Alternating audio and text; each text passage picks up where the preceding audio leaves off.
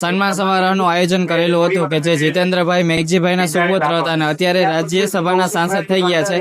એના સન્માન સમારોહમાં આપણા સતવારા સમાજના ગૌરવ સમાન આપણા એક ધારાસભ્ય શ્રી હાજર રહ્યા હતા, જગદીશભાઈ મકવાણા. તો આપણે થોડું પૂછશું કે જે આપણે આજે આ પ્રાઉડ મુમેન્ટ છે સતવારા સમાજ માટે, તો એ કઈ રીતે આપણે મદદરૂપ થશે? સતવારા સમાજ જામખંભાળિયા અને દ્વારકા જિલ્લા દ્વારા જે રાજ્યસભાના સાંસદ તરીકે જેઓની નિયુક્તિ થઈ છે, જેઓને પાર્ટીએ ટિકિટ આપી છે, ભાઈ શ્રી જીતેન્દ્રભાઈ મેઘજીભાઈ કણઝારિયા, કે જેઓનું સમાજ દ્વારા આજે એક ભવ્યાતિ ભવ્ય અભિવાદન કરવામાં આવ્યું છે. એક ઐતિહાસિક આ અભિવાદન સમારોહનો કાર્યક્રમ જેનો હું ક્ષણે ક્ષણનો એક સાક્ષી બન્યો છું.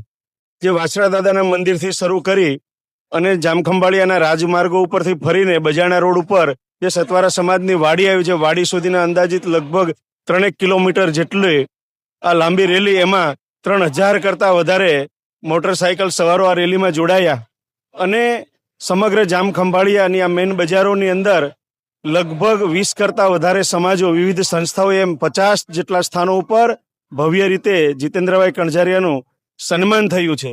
સમગ્ર ગુજરાતનો સતવારા સમાજ આ સન્માન સમારોહનો સાક્ષી બન્યો છે.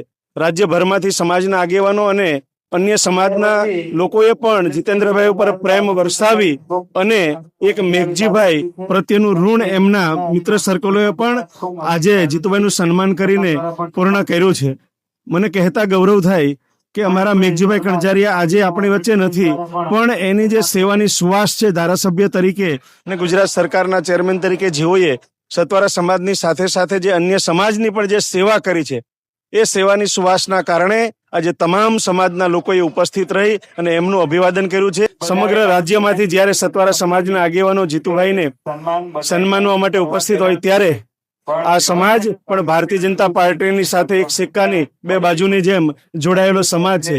દેશના યશસ્વી વડાપ્રધાન આદરણીય શ્રી નરેન્દ્રભાઈ મોદી સાહેબ એક સતવારા સમાજ ઉપર જે વિશ્વાસ મૂકી અને આ નાના સમાજમાંથી જીતેન્દ્રભાઈને જે રાજ્યસભાની ટિકિટ આપી અને સમગ્ર સમાજને એક ગૌરવ આપ્યું છે, ત્યારે હું પાર્ટીનો પણ, પાર્ટીના શીર્ષસ્થ નેતૃત્વનો પણ હૃદયપૂર્વક આભાર વ્યક્ત કરું છું.